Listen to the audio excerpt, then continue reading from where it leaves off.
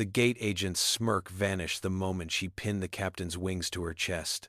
Denise Harper stood tall, her voice cutting through the terminal silence.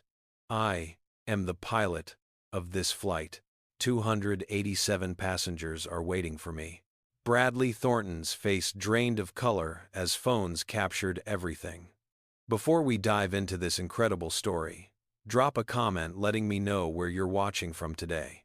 If you believe everyone deserves respect regardless of their skin color, hit that like button right now. Subscribe and tap the notification bell so you never miss stories like this. Now let me take you back 45 minutes before this explosive moment changed everything.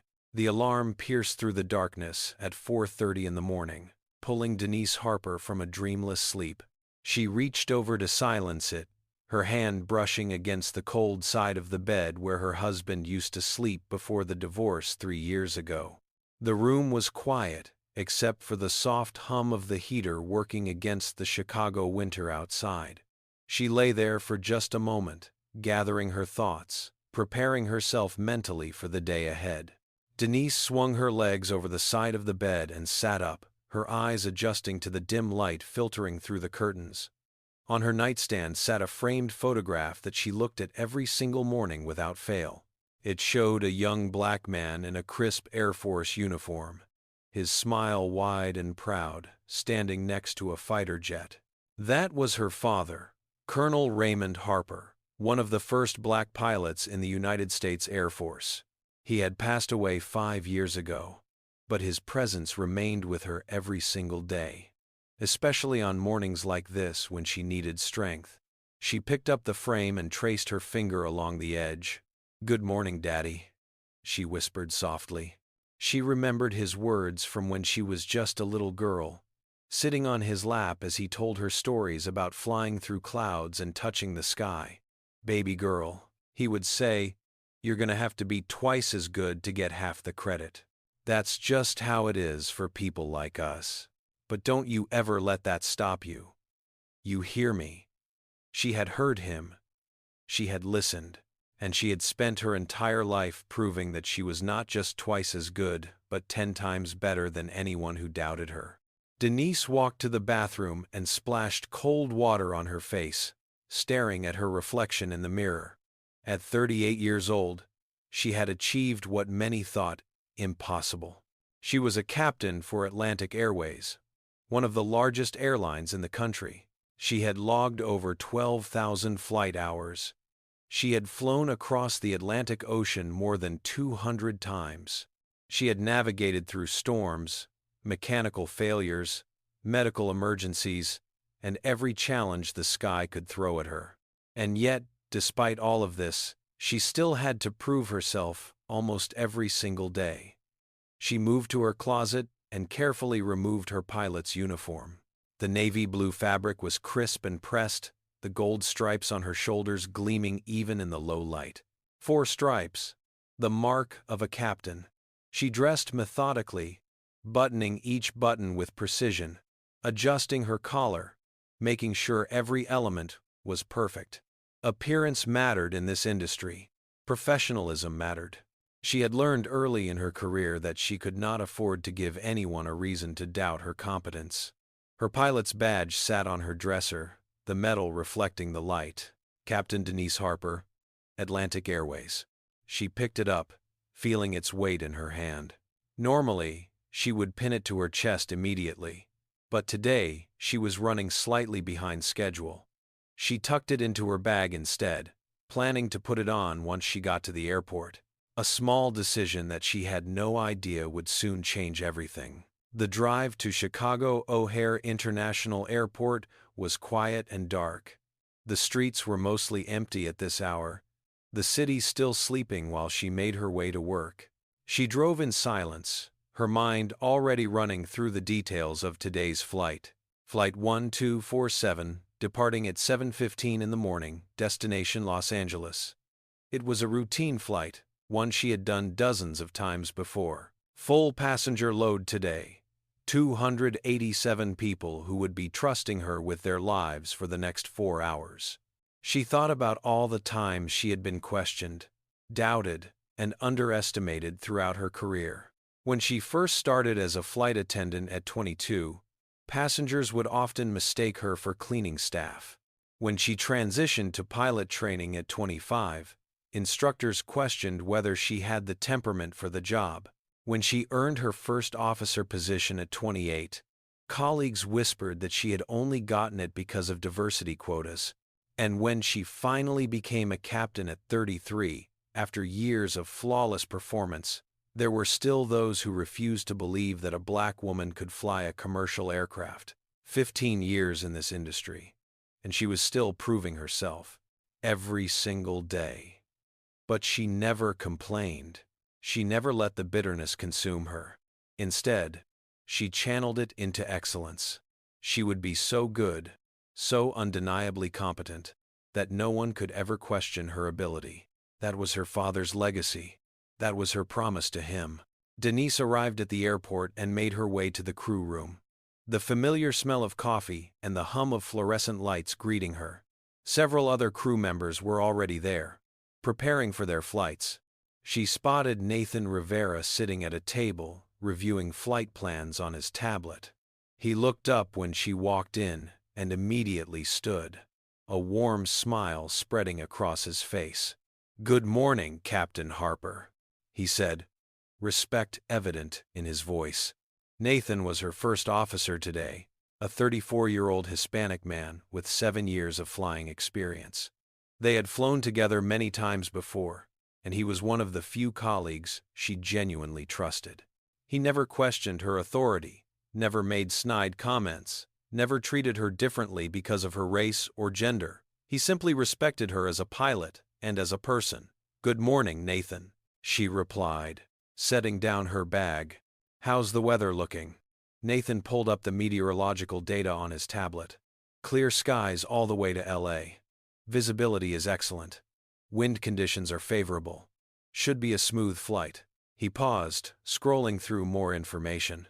"Full passenger manifest today, 287 souls.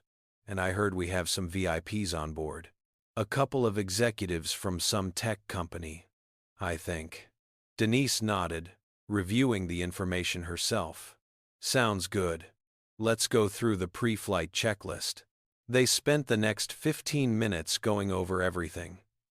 Fuel levels, aircraft maintenance reports, weather patterns, flight path, emergency procedures. Nathan was thorough and professional, exactly what she expected from him. When they finished, he gathered his things and stood up. "I'll head to the aircraft and start the exterior inspection," he said. "Meet you there in about 20 minutes. Denise glanced at her watch. "Sounds good. I need to change, and then I'll be right behind you." She made her way to the crew changing room to switch from her coat into her full uniform jacket. The room was empty, giving her a moment of quiet before the chaos of the day began. She adjusted her uniform one final time, checked her appearance in the mirror, and grabbed her bag. That was when she realized her captain's badge was still tucked inside instead of pinned to her chest. She made a mental note to put it on once she got to the gate. As she left the crew area, she was informed that the usual crew passage to Gate B-27 was temporarily closed due to maintenance work. She would need to go through the passenger terminal instead. It was an inconvenience, but not unusual. These things happened sometimes. She adjusted her route and headed toward the gate, walking with the confident stride of someone who had done this thousands of times before. She had no idea that the next 10 minutes would change her life forever. At Gate B-27, a man named Bradley Thornton was starting his morning shift. He was 45 years old, with graying hair and a permanent scowl that seemed etched into his features. He had worked as a gate agent at O'Hare for 20 years, and he took great pride in what he called his instincts. He believed he could spot trouble from a mile away, could identify suspicious individuals just by looking at them. His colleagues knew him as strict and sometimes difficult, but management had never formally disciplined him despite 7 separate complaints of discriminatory behavior over the years. Those complaints had been quietly filed away, never investigated, never addressed. Bradley stood at his station, scanning the growing crowd of passengers waiting to board Flight 1247. His eyes moved across faces, making judgments, forming opinions based on nothing more than appearance. When he spotted Denise Harper walking toward the gate, something shifted in his expression. He saw a black woman, in what appeared to be a pilot's uniform, but without a visible badge. His mind immediately jumped to conclusions. Suspicion clouded his judgment. His prejudice took over.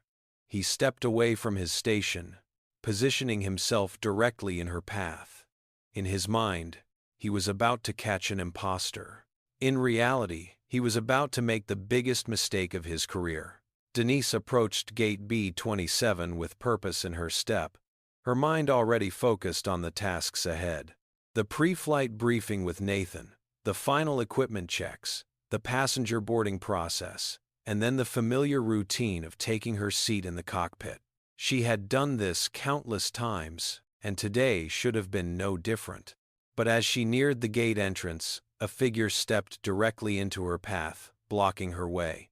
Bradley Thornton stood before her with his arms crossed, his expression a mixture of suspicion and authority. He was not particularly tall, but he positioned himself in a way that demanded attention, that asserted dominance. His eyes traveled over her from head to toe, taking in her uniform, her face, her dark skin, and making calculations that had nothing to do with actual security protocols. "Stop right there," he said, his voice carrying a cold edge that immediately set Denise on alert. "I'm going to need to see some identification." Denise paused, maintaining her composure despite the sudden interruption.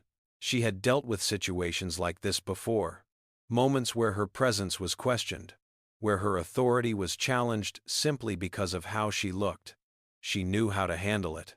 Stay calm. Be professional. Do not give them any reason to escalate. "Good morning," she said, her voice steady and polite. "I'm crew for Flight 1247. I need to get to the aircraft." Bradley's eyes narrowed. "Crew? What kind of crew?" "I'm part of the flight deck crew," Denise replied, reaching into her bag for her airline identification. "Here is my ID." She handed him the card, watching as he examined it with an intensity that seemed far beyond routine. He held it up to the light, compared the photo to her face multiple times, turned it over to check the back. His scrutiny was excessive, and Denise felt a familiar knot forming in her stomach. This was not standard procedure. This was something else entirely. As Bradley continued his inspection, Denise noticed movement in her peripheral vision. A white man in a pilot's uniform approached the gate from another direction. Bradley barely glanced at him before nodding and stepping aside. "Good morning, Captain," Bradley said to the man. "Have a good flight." The pilot walked through without breaking stride, without showing identification, without any of the scrutiny that Denise was currently experiencing. A moment later, a young white woman in a flight attendant's uniform approached. Again, Bradley smiled, stepped aside, and wished her a pleasant day. No ID check, no questions, no suspicion. She passed through effortlessly while Denise remained standing there, her credentials still in Bradley's hands. The contrast was stark and unmistakable. Denise felt anger beginning to rise in her chest, but she forced it down. She had learned long ago that displaying anger in situations like this only made things worse, only gave people like Bradley an excuse to call her aggressive or threatening. So she maintained her composure, even as the injustice burned inside her. Bradley finally looked up from her ID, but instead of handing it back and letting her through, he shook his head slowly. "This could be fake," he said, his voice dripping with accusation. "We've had problems with counterfeit credentials. I'm going to need to verify this further." "That ID is not fake," Denise said, her patience wearing thin but her voice still controlled. "I have been flying for this airline for 15 years. I am the captain of Flight 1247, and I need to get to my aircraft. Bradley's eyebrows rose in exaggerated disbelief. Captain? You. He let out a small laugh, the sound dismissive and cruel. I've worked at this airport for 20 years. I've seen a lot of pilots come through here. And I've never seen. He paused, choosing his words with deliberate care. Someone like you as a captain. The words hung in the air between them, their meaning unmistakable. Someone like you. Not someone with your credentials, or someone with your experience. Someone like you. The implication was clear. He had never seen a black woman as a captain, and he did not believe it was possible. Denise felt her heart pounding, but she kept her expression neutral. What exactly do you mean by someone like me? She asked, wanting him to say the words out loud, to make his prejudice explicit. Bradley shifted uncomfortably, perhaps realizing he had said too much. I just mean, we can never be too careful. Security is important. I'm sure you understand. He still held her ID, making no move to return it. I understand that you are preventing a pilot from reaching her aircraft, Denise said, her voice firm. I understand that you let 2 crew members pass without checking their credentials at all. And I understand that the only difference between me and them is the color of my skin. Bradley's face hardened. Are you accusing me of something? I am stating facts, Denise replied.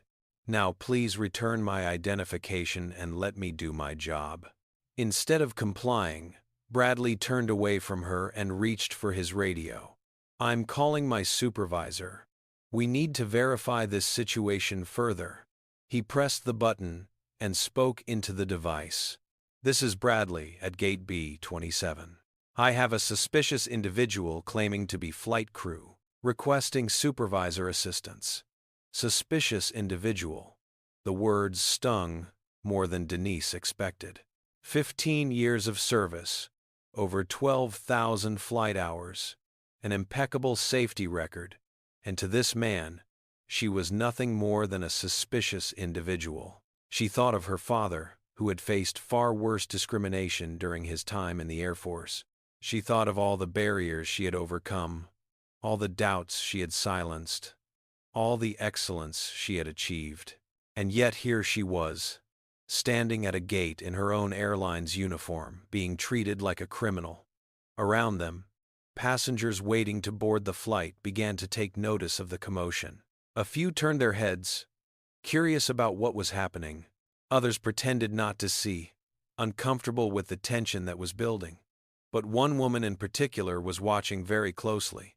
Gloria Washington was 67 years old, with silver hair pulled back in an elegant twist and sharp eyes that missed nothing. She sat in the priority boarding area, a leather briefcase at her feet and a book open in her lap, though she had stopped reading several minutes ago.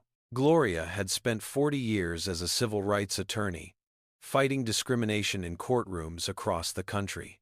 She had seen injustice in all its forms, and she recognized it immediately when she saw it happening in front of her. Nearby, a young boy named Jaden sat beside his mother, leafing through a picture book about airplanes. He was 9 years old, with bright eyes and an infectious enthusiasm that his mother adored. He had been talking about this flight for weeks, excited about visiting his grandmother in Los Angeles, but now his attention was drawn away from his book, toward the gate, where a woman in a pilot's uniform was being questioned and detained. "Mama," Jaden whispered, tugging at his mother's sleeve. "Why are they stopping that lady?" His mother, a woman named Patricia, glanced toward the gate with a concerned expression. "I don't know, baby," she said softly. "Just read your book." But Jaden kept watching, his young mind trying to make sense of what he was seeing. The lady was dressed like a pilot. She looked professional and important. So why was that man being so mean to her? Denise checked her watch and felt a surge of urgency. It was now 6:50 in the morning. 25 minutes until scheduled departure. Nathan was probably already in the cockpit, wondering where she was. The passengers needed to board. The ground crew needed their final instructions. And she was stuck here, arguing with a gate agent who refused to believe she could be a pilot. Her phone buzzed in her pocket. She pulled it out and saw Nathan's name on the screen. "Captain, where are you?" His voice came through, tinged with concern. "Everything's ready here, we're just waiting on you." "I'm at the gate," Denise said, keeping her voice low. "There's a situation. The gate agent is refusing to let me through." There was a pause on the other end. Refusing? Why? Denise glanced at Bradley, who was still speaking into his radio. "I think you can guess why." Nathan's voice hardened. "Do you need me to come down there?" "Not yet," Denise replied. "I'll handle it. But you might want to inform the tower that we could be looking at a delay." She ended the call and turned her attention back to Bradley, who had finished his radio conversation and was looking at her with renewed suspicion. "My supervisor is on her way," he announced, as if this were some kind of victory. "You'll wait here until she arrives." "How long will that be?" Denise asked. "I have a flight to command." Bradley shrugged, clearly unconcerned about the schedule. "As long as it takes. Security comes first." Denise took a deep breath, centering herself. She had faced obstacles before, countless times. She had always overcome them. This would be no different. But as the minutes ticked by and more passengers gathered to watch the spectacle, she could not shake the feeling that this encounter was going to leave a mark far deeper than any she had experienced before. Margaret Collins arrived at Gate B-27 with the air of someone who considered themselves indispensable. She was 52 years old, with carefully styled blonde hair and a permanent expression of mild annoyance that suggested the world consistently failed to meet her standards. As the shift supervisor for Terminal B, she wielded her authority like a shield, protecting her employees regardless of their actions. In her 20 years of management, she had developed a reputation for backing her staff no matter what. A loyalty that some called admirable and others called dangerous. She strode toward Bradley with purpose, her heels clicking against the polished floor. "What's the situation here?" she demanded, her eyes scanning the scene before settling on Denise. Bradley stood up straighter, clearly relieved to have backup. "This woman claims to be a captain for our airline," he said, gesturing toward Denise with barely concealed disdain. "But I have concerns about the authenticity of her credentials. She wasn't wearing her badge when she approached, and her story doesn't add up." Margaret turned her attention to Denise, her gaze appraising and cold. She took in the uniform, the posture, the confidence. But instead of seeing a fellow professional, she seemed to see only a problem to be managed. "May I see your identification?" she asked, extending her hand. Denise retrieved her ID from where Bradley had finally set it on the counter. She handed it to Margaret along with her pilot's license and her Atlantic Airways employee badge. "Captain Denise Harper," she said, her voice steady despite the frustration building inside her. "I have been with this airline for 15 years. Flight 1247 is my assignment today, and my first officer is currently in the cockpit waiting for me." Margaret examined the documents with the same excessive scrutiny that Bradley had displayed. She held the pilot's license up to the light, compared the photos multiple times, even ran her finger along the edges as if checking for signs of forgery. The inspection was theatrically thorough, designed more to intimidate than to actually verify. These appeared to be legitimate, Margaret finally admitted, but her tone suggested this conclusion disappointed her. However, she paused dramatically, handing the documents back to Denise. "Bradley is correct to be cautious. We can never be too careful in these times. Airport security is paramount." "I understand the importance of security," Denise replied, struggling to keep her composure. "But this is not a security issue. This is a discrimination issue. Your employee stopped me specifically because of how I look. He allowed 2 white crew members to pass without any verification whatsoever. Margaret's expression hardened. That's a very serious accusation, she said, her voice dropping to a warning tone. Bradley is one of our most experienced agents. He has been with this airport for 2 decades. Are you suggesting that he is a racist? Denise met her gaze unflinchingly. I am suggesting that he treated me differently than he treated my white colleagues. I am suggesting that he questioned my credentials when he did not question theirs. And I am suggesting that the only apparent difference between us is the color of my skin. You can call that whatever you want. Bradley stepped forward, his face reddening with anger. This is ridiculous. I was just doing my job. If anything is suspicious here, it is her attitude. A real captain would understand the importance of security protocols. A real captain, Denise shot back, her patience finally beginning to crack, would not be standing here arguing while her flight is being delayed. A real captain would be in the cockpit right now, preparing to safely transport 287 passengers to Los Angeles. Margaret held up her hand, silencing both of them.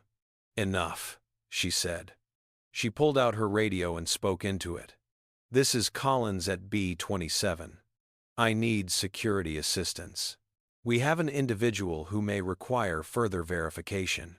Denise stared at her in disbelief. You just confirmed my documents are legitimate. Why are you calling security? Margaret's smile was thin and cold. As I said, we can never be too careful. Security will conduct an independent verification. It's standard procedure. But Denise knew it was not standard procedure. She had walked through gates thousands of times in her career. She had shown her credentials countless times. Never, not once, had she been subjected to anything like this. Never had her documents been questioned after being verified by a supervisor.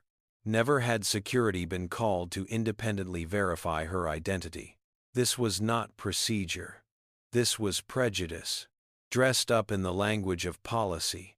The crowd around them had grown significantly. Passengers waiting for Flight 1247 stood in clusters, watching the confrontation with varying degrees of interest and concern. Some looked uncomfortable, averting their eyes whenever Denise glanced in their direction. Others openly stared, their expressions ranging from curiosity to outrage, and many had their phones out, recording every moment of the encounter. Gloria Washington rose from her seat, leaving her book behind. She walked toward the gate with measured steps, her civil rights attorney instincts fully activated. 40 years in the courtroom had taught her exactly when she was witnessing discrimination, and this was one of the clearest cases she had ever seen. She stopped a few feet away from the counter, close enough to hear everything but far enough to avoid appearing confrontational. "Excuse me," Gloria said, her voice carrying the authority of someone accustomed to commanding attention. "I couldn't help but notice this situation. What exactly seems to be the problem here?" Bradley turned toward her with irritation. "Mom, please step back. This is a security matter that doesn't concern you." Gloria did not move. "I am a passenger on this flight," she said, "which means any security matter at this gate concerns me directly, and what I have witnessed for the past 10 minutes appears to be a case of racial profiling against a crew member attempting to perform her duties." Margaret's eyes narrowed. "And who exactly are you?"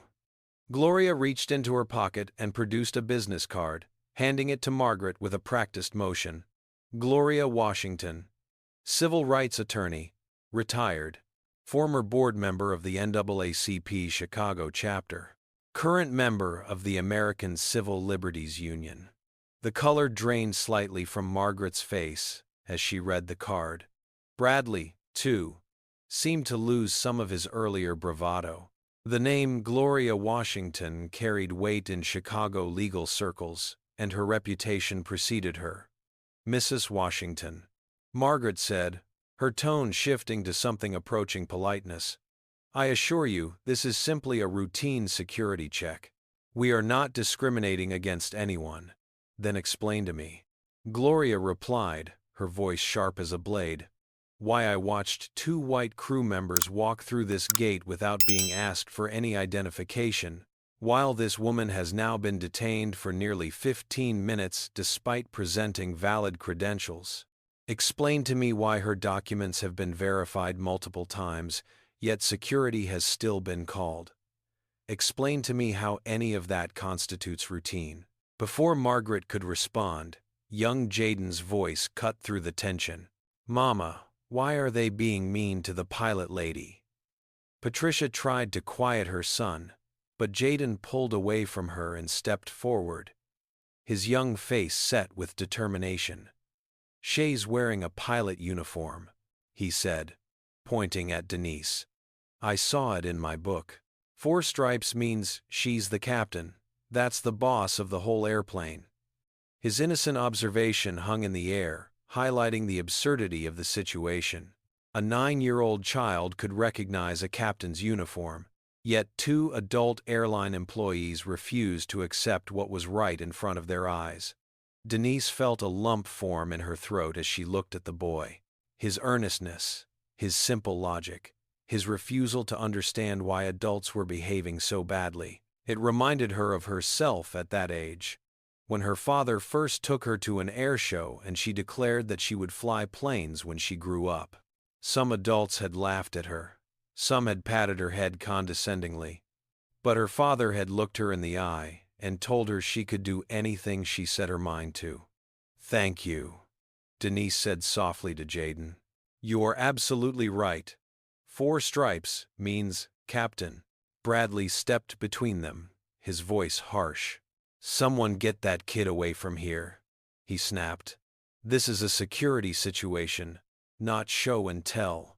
Patricia gasped at his rudeness, pulling Jaden protectively close. Other passengers murmured in disapproval. Gloria's eyes flashed with anger. The atmosphere at Gate B-27 had shifted dramatically. What had started as one agent's prejudice had become a full-scale public incident, and Bradley seemed to be the only one who did not realize he was losing. 2 uniformed airport security officers pushed through the gathering crowd, their expressions professional and alert. Officer Reynolds was a white man in his early 40s, with a muscular build and a no-nonsense demeanor developed over 15 years on the job. His partner, Officer Jackson, was a black man in his mid-30s, with intelligent eyes that seemed to assess situations quickly and accurately. They approached the gate counter, taking in the scene before them. We received a call about a potential security concern, Officer Reynolds said, addressing Margaret. What's the situation? Margaret gestured toward Denise, with obvious distaste. This individual claims to be a captain for our airline. We have concerns about the authenticity of her credentials and require independent verification. Officer Jackson's brow furrowed as he looked at Denise, taking in her uniform, her bearing, her professionalism. Something about Margaret's characterization did not sit right with him. May I see your identification, ma'am? He asked politely. Denise handed over her documents once again. Pilot's license, airline ID, employee badge. She had already shown them twice, had already been verified twice, and yet here she was, presenting them a 3rd time. The humiliation of it burned in her chest, but she kept her expression neutral. Officer Jackson examined the credentials carefully. Unlike Bradley and Margaret, his inspection was genuine and professional. He checked the security features on each document, compared the photographs to the woman standing before him, and cross-referenced the employee number against a database on his radio. Within 2 minutes, he had his answer. These are all legitimate, he said, handing the documents back to Denise. He turned to Margaret with a questioning look. Ma'am, this is a verified Atlantic Airways captain. What exactly is the concern here? Margaret sputtered slightly. Well, Bradley felt that something was off, and we wanted to be thorough. "I've verified her credentials," Officer Jackson said firmly. "There is no security issue here." But Officer Reynolds seemed less certain. He glanced at Bradley, then at Margaret, clearly feeling some loyalty to the airline employees who had called him. "Maybe we should conduct a more detailed verification," he suggested. "Just to be safe." "More detailed than a database confirmation?" Officer Jackson asked, his voice taking on an edge. "Her employee number matches the airline system. Her pilot's license is valid with the FAA. Her photograph matches her face. What additional verification would satisfy you?" Before Reynolds could answer, Bradley inserted himself into the conversation. "I don't care what the database says," he declared. "I've worked at this airport for 20 years. I know when something isn't right. And I'm telling you, something about her story doesn't add up." Denise had reached her limit. 15 minutes of being questioned, challenged, and doubted. 15 minutes of watching her credentials be examined like evidence in a criminal case. 15 minutes of being treated like an imposter in the career she had dedicated her life to building. "Enough," she said, her voice rising with controlled anger. "I am Captain Denise Harper. I have been flying commercial aircraft for 15 years. I have logged over 12,000 flight hours. I was trained by the United States Air Force, just like my father, who was one of the first black pilots in this country's military." She stepped forward, looking directly at Bradley. "You say something doesn't add up? Let me tell you what doesn't add up. You let 2 white crew members through this gate without checking a single piece of identification. You saw me, a black woman, and immediately assumed I must be lying about who I am. You have subjected me to scrutiny that you have never applied to anyone who looks like you. That is what doesn't add up." Her voice echoed through the terminal, and heads turned throughout the boarding area. Passengers who had been pretending not to notice were now openly watching. Phones were raised, cameras were recording, and the murmur of conversation spread like wildfire. The airport public address system crackled to life. "Attention passengers. Flight 1247 to Los Angeles is experiencing a delay. Please remain in the gate area for further updates." The announcement sent a ripple of frustration through the waiting crowd. Passengers checked their watches, made phone calls, expressed their annoyance. And through it all, the irony was not lost on anyone paying attention. The flight was delayed because the captain was being prevented from reaching her aircraft by the very people who were supposed to facilitate smooth operations. Now I have to ask you something. If you believe that what Bradley did was wrong, comment number 1 right now. If you think Denise handled this situation with incredible grace under pressure, drop a like on this video. And if stories about resilience and standing up against injustice matter to you, hit that subscribe button and turn on notifications so you never miss content like this. Also, I want to know, have you ever witnessed discrimination like this?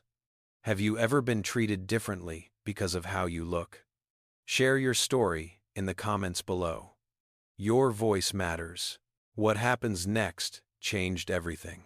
Nathan Rivera was about to enter this situation, and his arrival would prove beyond any doubt what Gloria Washington already knew, what Officer Jackson already suspected, and what Bradley Thornton refused to accept.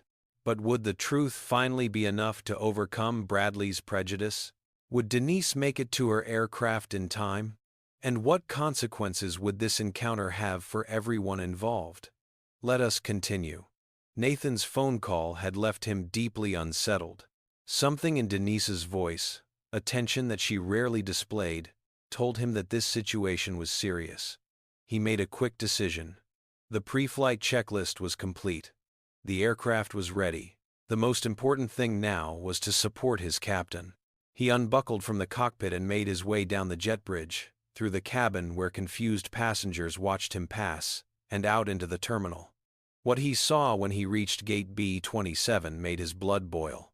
His captain, one of the most competent pilots he had ever flown with, stood surrounded by hostile employees and security officers. She was being questioned like a suspect, her credentials challenged despite being in full uniform. And the reason was painfully, obviously, disgustingly clear. Nathan strode forward, his first officer stripes gleaming on his shoulders. "What in the world is going on here?" he demanded, his voice cutting through the chaos. "Why is my captain being detained?" Nathan Rivera's sudden appearance shifted the energy at Gate B-27 immediately. He stood there in his crisp first officer uniform, 4 years of experience radiating from his confident posture and his dark eyes flashing with barely contained anger. Unlike Denise, who had been forced into a defensive position, Nathan arrived with the full weight of the cockpit behind him, a pilot coming to collect his captain. "I asked a question," Nathan repeated, his voice steady but hard. "Why is Captain Harper being detained?"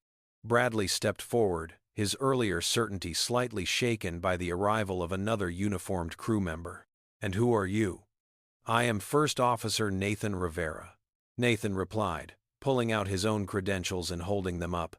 "I am the co-pilot of Flight 1247.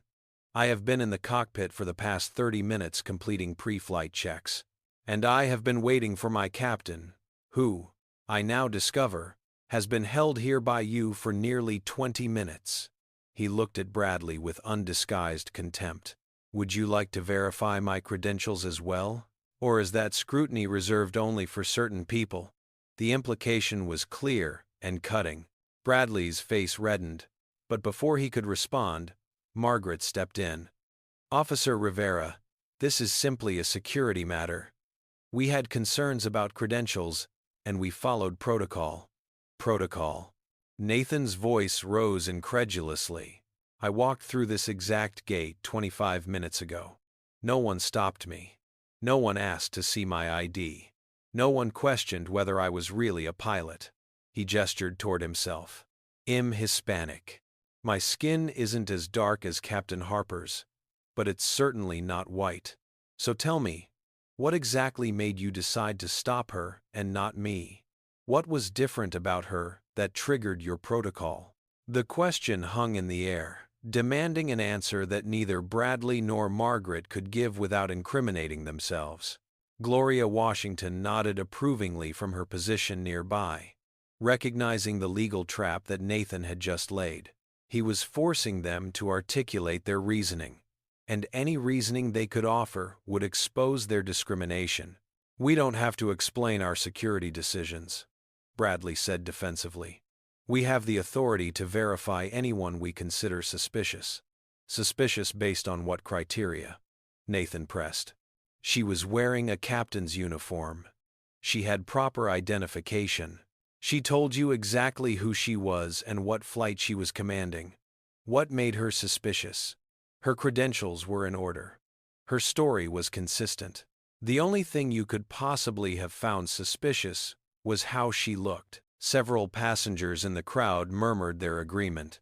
The tide of public opinion had clearly turned against Bradley and Margaret.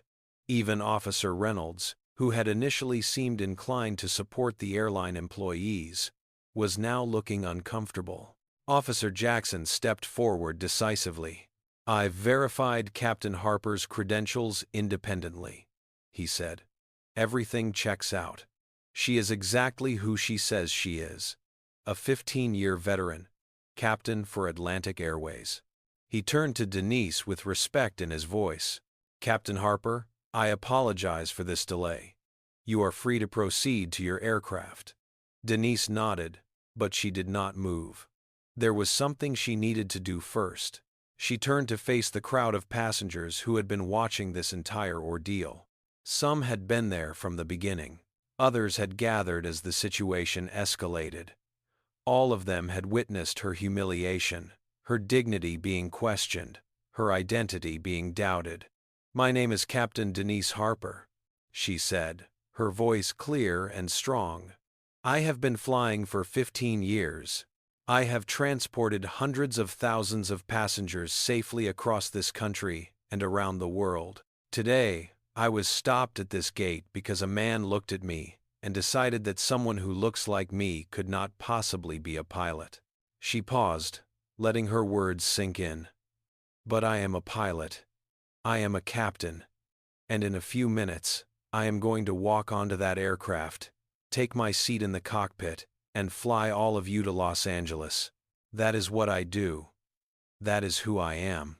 No amount of doubt, discrimination, or disrespect will ever change that.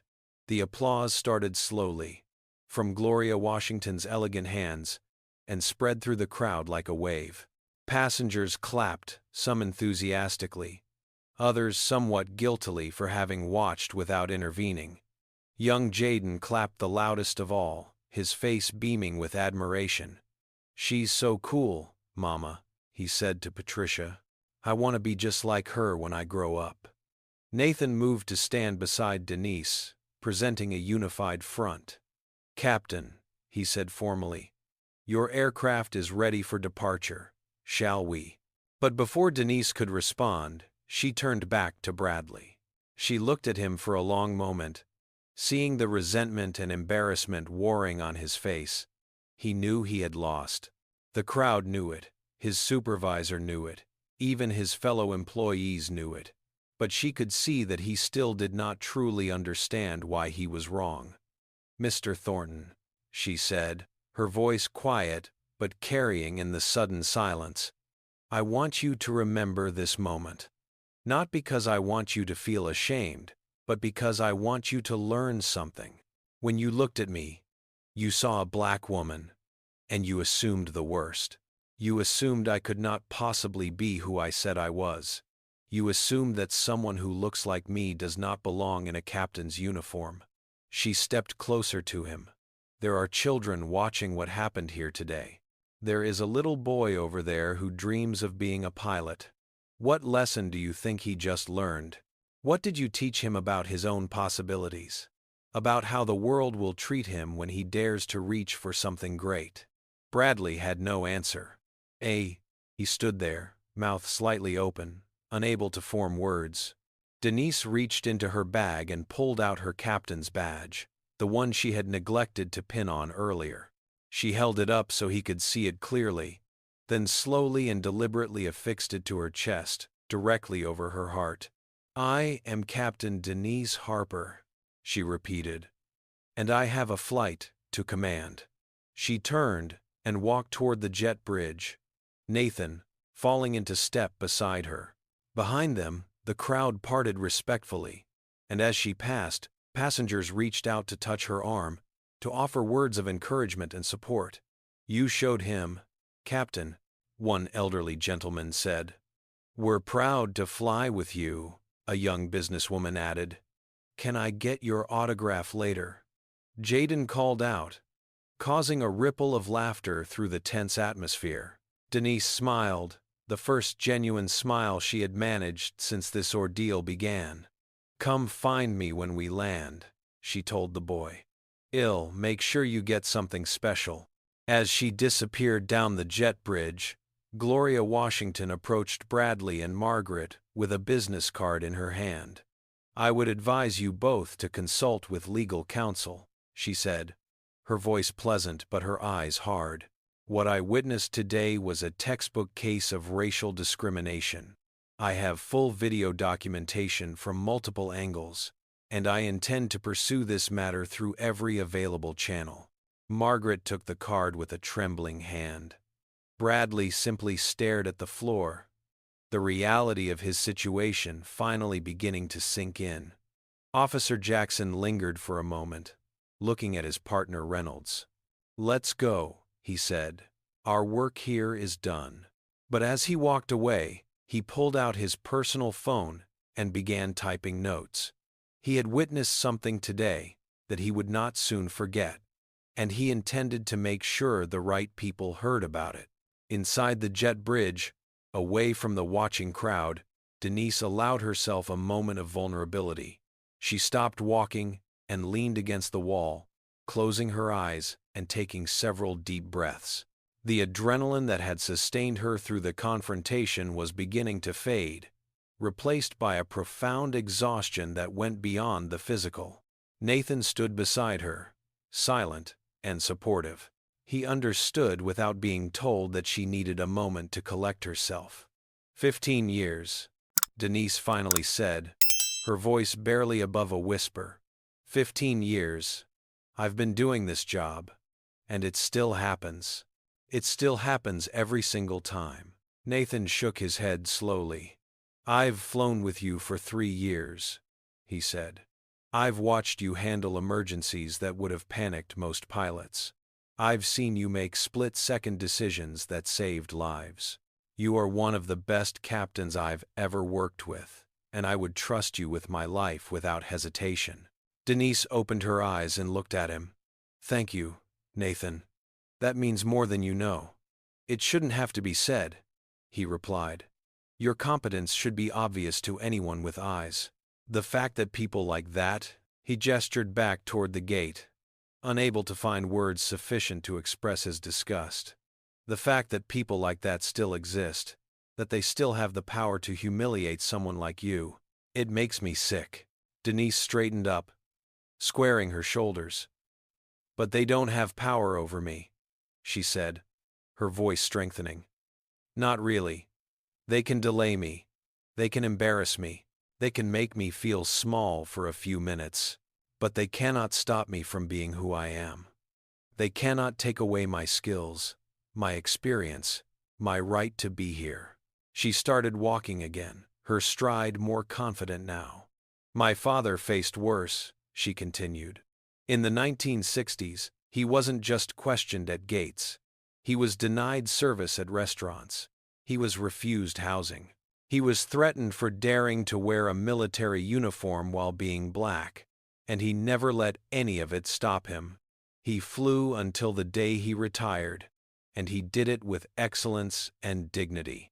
They reached the aircraft door, and Denise paused with her hand on the frame. I'm going to do the same. And someday, maybe, little boys like the one back there won't have to face what we face. Maybe they'll walk through gates without being questioned. Maybe they'll be seen as pilots first, and black people second. Or not as black people at all. Just as people. Nathan smiled. That's a future worth fighting for, Captain. Then let's go fly this plane, Denise said. We've kept our passengers waiting long enough. She stepped into the aircraft, transforming instantly from the woman who had just endured public humiliation into the professional commander of a multi-million-dollar aircraft. The transition was seamless. A testament to her years of training and discipline. Whatever turmoil she felt inside, her passengers would never know. They would see only competence, confidence, and calm authority. As she made her way up the aisle toward the cockpit, something unexpected happened. A passenger sitting in first class, a middle-aged white man in an expensive suit, stood up as she approached. Captain Harper, he asked. Denise paused, unsure what to expect. Yes. The man extended his hand. I saw what happened at the gate. I just wanted to say, I'm sorry. I'm sorry that happened to you. And I'm sorry I didn't speak up. I should have said something. We all should have. Denise shook his hand, surprised by the gesture. Thank you, she said. That means a lot. Similar sentiments followed her all the way to the cockpit door. Passengers who had witnessed the confrontation expressed their support, their admiration, their solidarity. Some apologized for not intervening. Others thanked her for standing her ground. All of them seemed genuinely moved by what they had witnessed. When Denise finally settled into the captain's seat and began running through her pre-flight checks, she felt something she had not expected to feel: hope. Yes, there were people like Bradley Thornton in the world. Yes, discrimination was still a daily reality. But there were also people like Gloria Washington, willing to use their expertise to fight injustice. There were people like Nathan Rivera, who stood by their colleagues without hesitation. There were even people like that man in first class, who recognized their own failure to act and committed to doing better. Maybe change was possible. Maybe, one encounter at a time, one confrontation at a time, one moment of standing tall at a time, the world could become better. Nathan settled into the first officer's seat beside her. "Ready, Captain." Denise smiled and reached for her headset. "Let's fly." The Boeing 777 pushed back from the gate precisely 32 minutes behind schedule. Air traffic control had been understanding, given the unusual circumstances of the delay, and had slotted them into the departure queue without significant additional waiting. As the massive aircraft taxied toward the runway, Denise felt the familiar calm settling over her, the focused tranquility that always came when she was at the controls. Atlantic 1247. Cleared for takeoff runway 27. Right, came the controller's voice through her headset. Cleared for takeoff runway 27. Right, Atlantic 1247. Denise confirmed. She glanced at Nathan. "Let's do this." She advanced the throttles smoothly, feeling the engines respond with their characteristic surge of power. The aircraft accelerated down the runway, faster and faster, the ground blurring beneath them. At precisely the calculated speed, she pulled back on the yoke, and the nose lifted toward the sky. The wheels left the ground, and suddenly they were airborne, climbing steadily through the crisp Chicago morning. "Positive rate," Nathan announced. "Gear up." Denise retracted the landing gear and continued the climb, following the departure procedure precisely. Within minutes, they had reached their cruising altitude of 37,000 feet, and the seatbelt sign was turned off. The aircraft settled into its rhythm, the autopilot engaged, and the immediate demands of takeoff gave way to the steady monitoring that characterized most of a pilot's actual flying time. Denise picked up the intercom handset. She had been thinking about what she wanted to say to the passengers, and now was the time. "Good morning, ladies and gentlemen." Her voice came through the cabin speakers. "This is Captain Denise Harper speaking. First, I want to apologize for the delay in our departure this morning. I know many of you have connections to make and schedules to keep." She paused, considering her next words carefully. "Some of you witnessed what occurred at the gate before boarding. I want to thank those of you who offered words of support and encouragement. Your kindness meant more than you know." Another pause. "I also want to make you a promise. For the next 3 hours and 45 minutes, you are in my care. My co-pilot Officer Rivera and I have over 20 years of combined experience between us. We have flown thousands of flights and transported hundreds of thousands of passengers safely to their destinations. Today will be no different. I am going to get you to Los Angeles safely, comfortably, and with as little turbulence as the weather will allow." She smiled, even though the passengers could not see it. "So please, sit back, relax, and enjoy the flight. We'll have you on the ground in Los Angeles before you know it. Thank you for flying with Atlantic Airways." As she replaced the handset, applause broke out in the cabin. It started somewhere in the back and rippled forward, growing in intensity until it filled the entire aircraft. Denise closed her eyes briefly, touched by the response. She had been flying for 15 years, and she could count on one hand the number of times passengers had applauded a routine announcement. But this was not routine. Today was different. Today, she had become more than just a voice on the intercom. She had become a symbol of resilience, of dignity, of the right to be seen for who you truly are. The flight progressed smoothly as they crossed the country, leaving the Midwest behind and passing over the Great Plains. The sky was impossibly blue at this altitude, the earth below a patchwork of brown and green. Denise loved this view, the perspective it gave her. From up here, the problems of the ground seemed small and distant. Up here, she was simply a pilot, doing what she loved, doing what she had trained her entire life to do. About 2 hours into the flight, the cabin intercom buzzed. "Captain Harper. This is Angela, the lead flight attendant. There's a young passenger who was hoping to see the cockpit. Has been talking about you non-stop since we took off." Denise exchanged a glance with Nathan, who smiled. "I think I know who that might be," she said.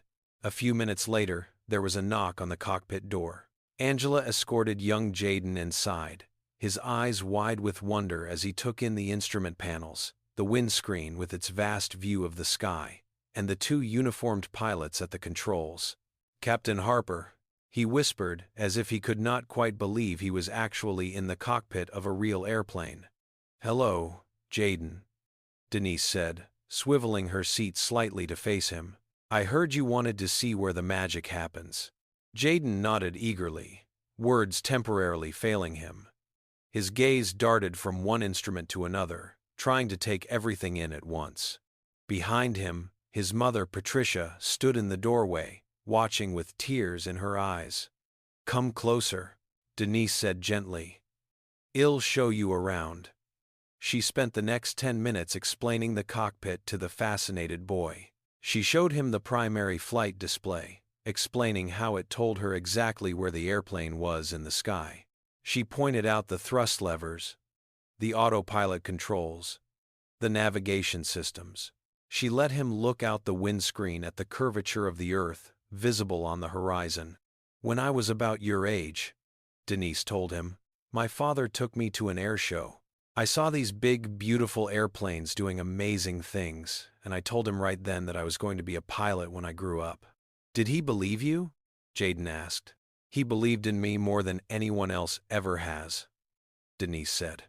"When other people told me that girls couldn't be pilots, or that black people couldn't be pilots, my father told me I could do anything I set my mind to. He was a pilot too, you know. One of the first black pilots in the Air Force." Jaden's eyes widened. "Really? Really? And he taught me the most important lesson I ever learned. It doesn't matter what other people think you can or can't do. What matters is what you believe about yourself. If you believe you can fly, then nothing can keep you on the ground." She reached into her flight bag and pulled out something she always kept there.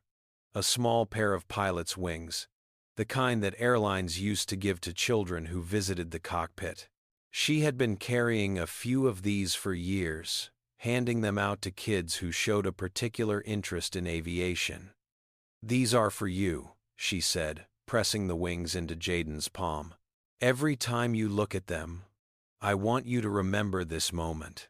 I want you to remember that you were in the cockpit of a real airplane, with a real captain, and that captain looked just like you."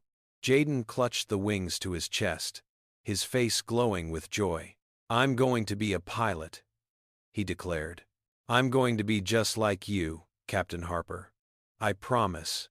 I believe you," Denise said. "And when you get your wings, your real wings, I want you to find me. I want to be there to congratulate you." Patricia stepped forward, her voice thick with emotion. "Thank you, Captain," she said. "You have no idea what this means to him, what it means to both of us." "I think I do," Denise replied softly. "Someone did the same for me, a long time ago. This is how we keep the dream alive. We pass it on." After Jaden returned to his seat, clutching his pilot's wings like the most precious treasure in the world, Nathan looked at Denise with something like awe. "That kid is going to remember this day for the rest of his life," he said. "That's the point," Denise replied. "That's the whole point." The Boeing 777 touched down at Los Angeles International Airport with its characteristic grace, the wheels meeting the runway, in a perfect landing that Denise executed with the same precision she brought to everything she did. As the aircraft taxied toward the gate, she felt a sense of accomplishment that went beyond the routine completion of another flight. "Nice landing, Captain," Nathan commented, as he always did. "Thank you, Officer Rivera," she replied, completing the post-landing checklist. But as the aircraft approached the gate, something unusual became apparent. Through the cockpit windows, Denise could see a gathering crowd at the terminal. At first, she assumed it was just normal airport activity. Then she noticed the cameras, television cameras, news crews, reporters holding microphones. What in the world? Nathan muttered, leaning forward for a better look. Denise felt her stomach drop. Somehow, word of what had happened in Chicago had spread. The videos that passengers had recorded, the posts they had shared on social media, had gone viral during the 4-hour flight. While she had been cruising at 37,000 feet, showing young Jaden the cockpit and promising to deliver her passengers safely, a firestorm had been brewing on the ground. The aircraft came to a stop at the gate, and the jet bridge extended.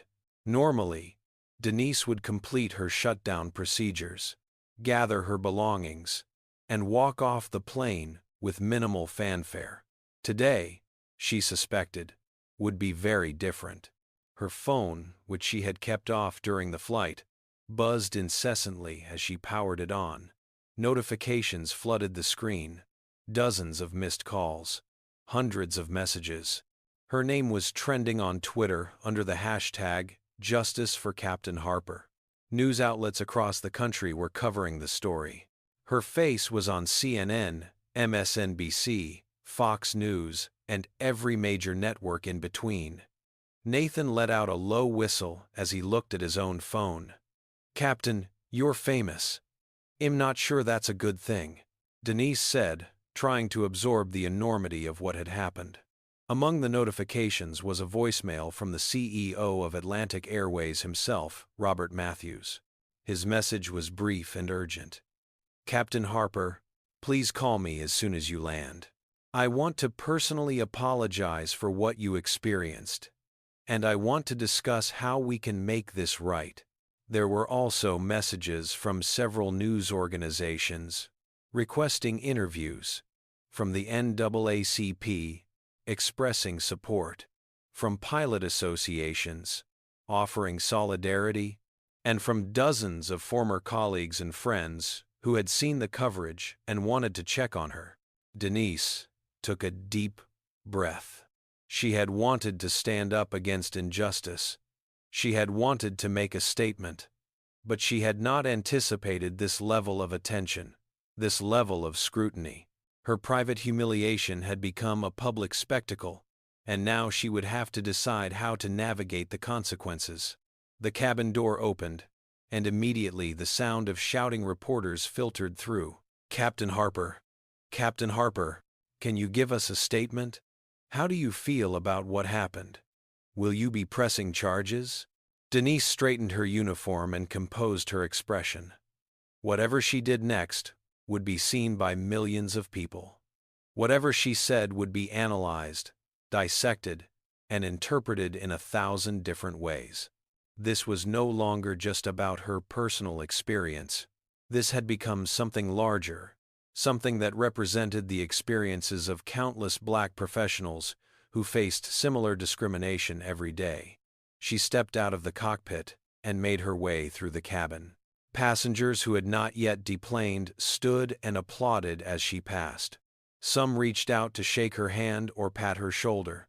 "You showed them, Captain," one woman said. "We're so proud of you," said another. At the aircraft door, Denise paused. She could see the crowd waiting for her. Reporters, cameras, airport security trying to maintain order. She could also see Gloria Washington standing to one side, her phone pressed to her ear, clearly coordinating something. And she could see representatives from Atlantic Airways, looking nervous and unsure. Nathan came up beside her. "You don't have to do this alone," he said. "I'll stand with you." Denise nodded gratefully. "Thank you, Nathan. But this is something I need to do myself." She stepped onto the jet bridge and walked toward the terminal. As she emerged into the bright lights and clicking cameras, she felt a strange calm settle over her. This was her moment. Not a moment she had chosen, but a moment that had been thrust upon her. And she would meet it with the same grace and strength that she brought to every challenge in her life. The first reporter to reach her thrust a microphone toward her face. "Captain Harper, America wants to know, how do you feel about the way you were treated today?"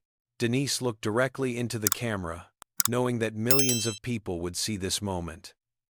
"I feel disappointed," she said.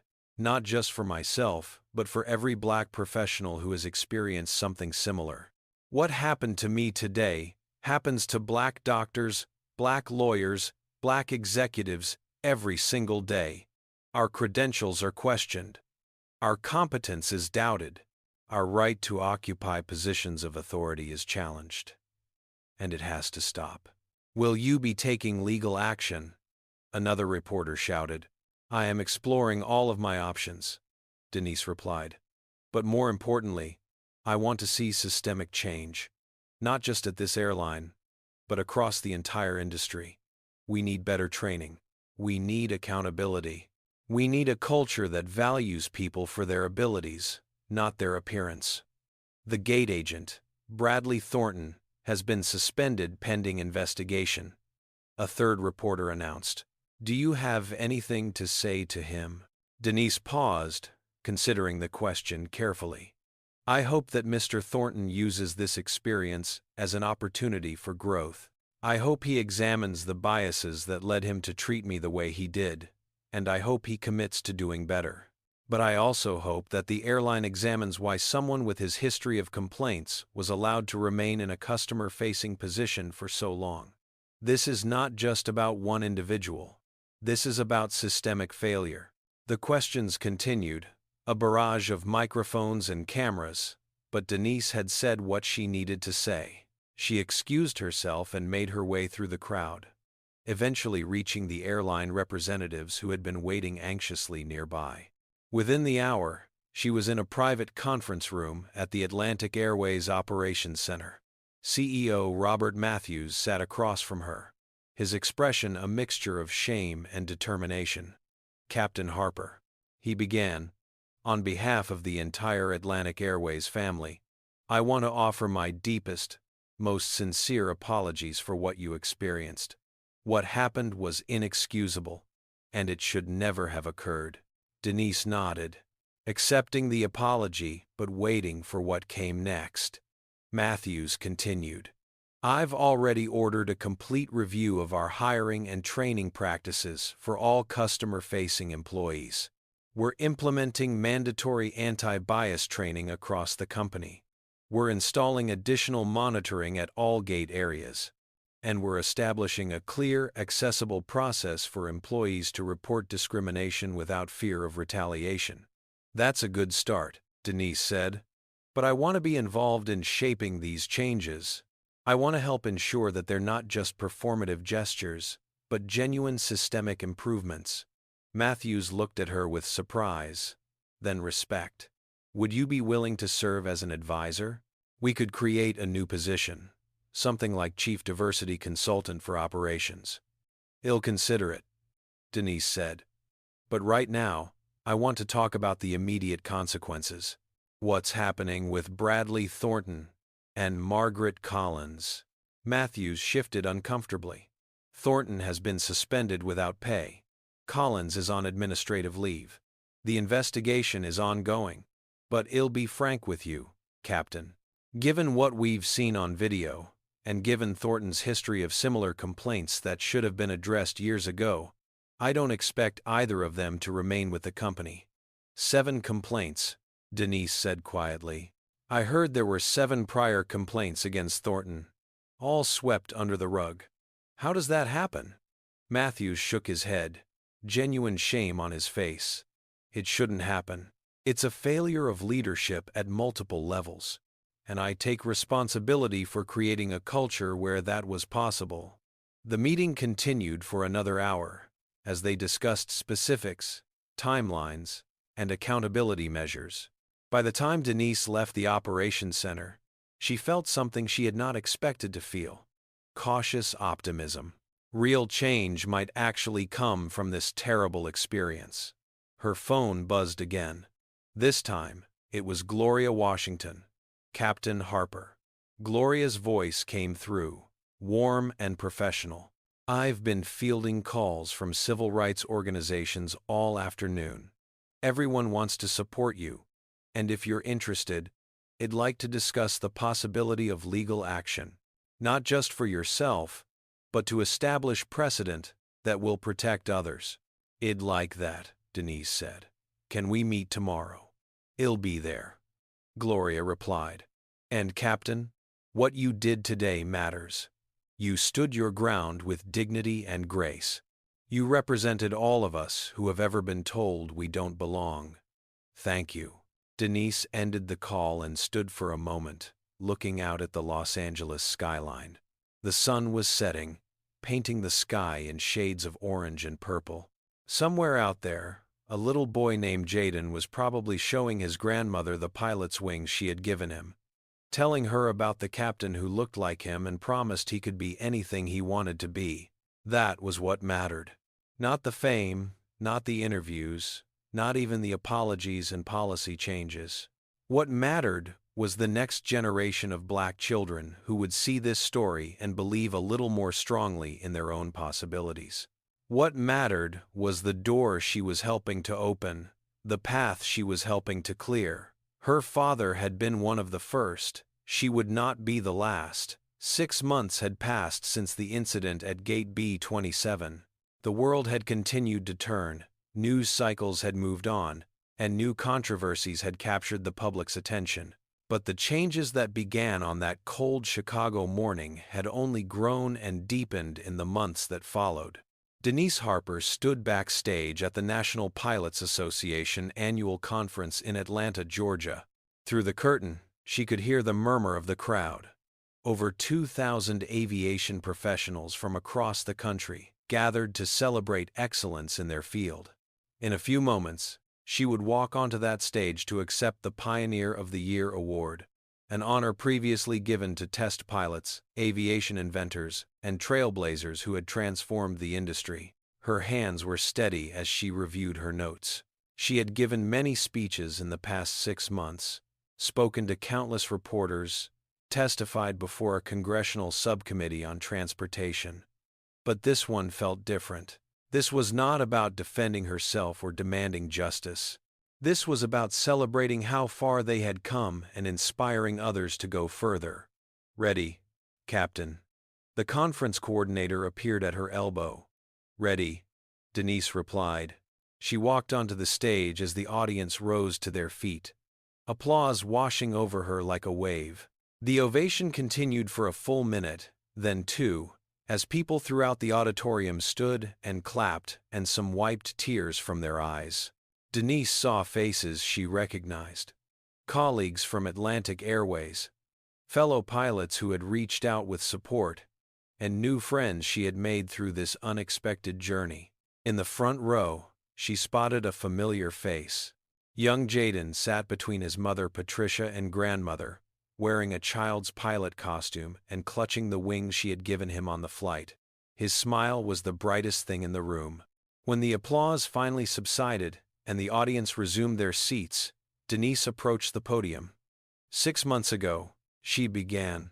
"I was stopped at a gate in my own airline's uniform and told that I couldn't possibly be who I said I was. A man looked at me and saw only my skin color. He saw a Black woman and assumed I was lying about being a pilot. He could not reconcile his prejudices with the reality standing right in front of him." She paused, letting the words settle. "But I stand here today not to dwell on that painful moment, but to celebrate what has grown from it. Since that day, Atlantic Airways has implemented comprehensive anti-bias training for all employees. They have installed monitoring systems at every gate. They have created clear channels for reporting discrimination. And they have appointed me as Senior Advisor for Diversity and Inclusion in Operations." More applause, which Denise acknowledged with a nod. But the changes go beyond one airline. Airlines across the country have re-examined their practices. Flight schools have reported a 300% increase in applications from Black women, And young children everywhere are seeing faces that look like theirs in cockpits, in control towers, and at the helm of the most powerful machines humanity has ever built. She looked directly at Jaden in the front row. There's a young man here today who told me 6 months ago that he wanted to be a pilot.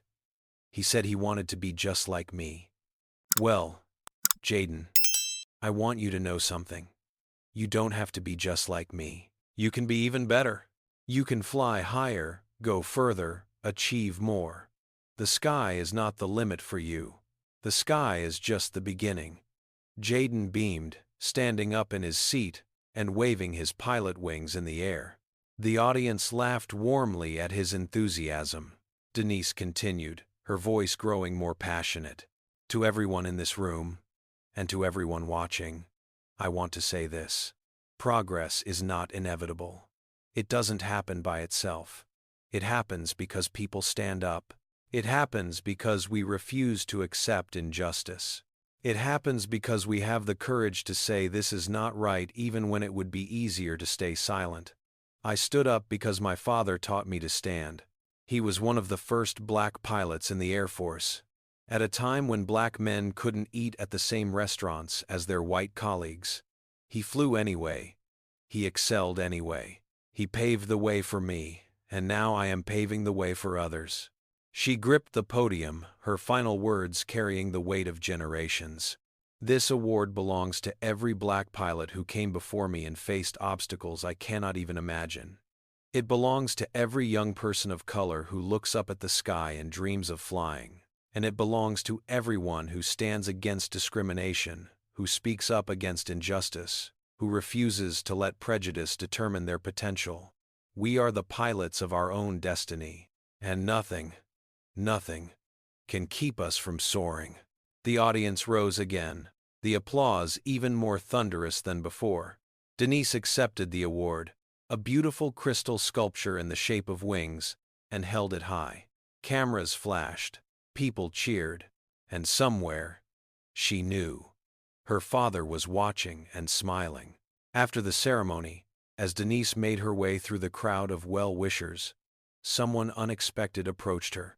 He was a young man in his early 20s, with nervous eyes and a hesitant step. "Captain Harper," he said, his voice barely audible over the noise. "Could I speak with you for a moment?" Denise nodded, stepping aside to give him some privacy. "Of course. What's your name?" "Derek," the young man said. Derek Thornton. The name hit Denise like a physical force. Thornton, the same last name as Bradley, the gate agent who had humiliated her 6 months ago. Derek seemed to read her reaction. "Yes," he said quietly. "Bradley Thornton is my father."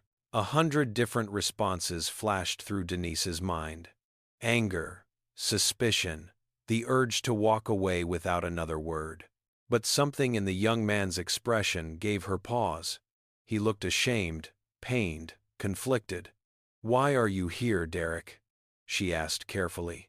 Derek took a deep breath. "I wanted to apologize. Not on my father's behalf, because he needs to do that himself, and I'm not sure he ever will. But for myself, for growing up in a house where the kind of attitudes that led to what he did were normal, for not recognizing sooner how wrong they were." He reached into his pocket and pulled out something that glinted in the light. It was a pair of student pilot's wings. "I'm training to be a pilot," Derek said. "I started after I saw what happened to you. Not in spite of it, but because of it. What you said, about children learning lessons from what they see, it made me realize that I had learned all the wrong lessons growing up, and I wanted to learn new ones." Denise stared at him, this young man carrying the weight of his father's sins but choosing a different path. "I know I can't undo what my father did," Derek continued, "and I know it might seem strange or even inappropriate for me to approach you, but I needed you to know that your words changed at least one person. I'm going to be a different kind of pilot than my father ever expected me to be. And when I'm in that cockpit, I'm going to treat every passenger, every crew member, every human being with the respect they deserve, regardless of what they look like." Slowly, Denise reached out and shook his hand. That's all any of us can do, Derek. Learn from the past, commit to the future, and try every day to be better than the day before. Derek's eyes glistened with emotion. Thank you, Captain. Thank you for not hating me for what my father did. I never hated your father, Denise said softly. I pitied him. He missed out on seeing the world as it really is, diverse and beautiful and full of possibility. I hope he finds his way to that understanding someday. She patted Derek's shoulder. Now go, finish your training, earn those wings. And when you do, come find me. I want to be there to congratulate you. Derek nodded, unable to speak, and walked away. Denise watched him go, marveling at the unexpected turns life could take. Out of hatred, understanding. Out of prejudice, growth. Out of one of the worst days of her life, connections she never could have anticipated. Jaden appeared at her side, his mother and grandmother in tow. Captain Harper, did you see me waving my wings? Denise laughed, kneeling down to his level. I certainly did. You were the best part of the whole ceremony. Jaden grinned proudly. I'm going to be a pilot. I tell everybody at school. I tell my teachers. I even told the principal. She said I can be anything I want to be. And she's absolutely right, Denise said. You can be anything. A pilot, an astronaut, a president. The only thing that can limit you is you. She pulled out a card from her pocket and handed it to Patricia. When Jaden is old enough for flight lessons, you call that number. I've set up a scholarship fund for young people of color who want to pursue careers in aviation. Jaden will be one of the first recipients. Patricia's eyes widened. Captain Harper, we couldn't possibly. You absolutely can. Denise insisted. This is what it's all about. Passing it on. My father passed it to me. I'm passing it to Jaden. And someday, Jaden will pass it to someone else. She looked up at the sky through the convention center windows, at the clouds drifting lazily in the afternoon light, at the planes visible in the distance making their approach to Atlanta's airport. We keep flying, she said, more to herself than anyone else. No matter what tries to keep us on the ground, we keep flying. And somewhere high above, in the endless blue expanse that had been her home for 15 years, a new generation of pilots was taking to the sky. Black pilots, women pilots, pilots of every background and heritage, proving every day that the only thing that mattered in the cockpit was competence, dedication, and love of flight. Captain Denise Harper had faced discrimination, prejudice, and public humiliation. But she had also found solidarity, change, and hope. She had stood her ground at a gate in Chicago, and in doing so, she had opened gates for countless others. The sky belonged to everyone, and nothing could ever change that. So I want to ask you something important. What lesson did you take from Captain Denise Harper's story? Drop your thoughts in the comments below. If this story inspired you to stand up against injustice, hit that like button right now. If you want to see more stories about resilience, courage, and triumph, subscribe to this channel and turn on the notification bell so you never miss an upload.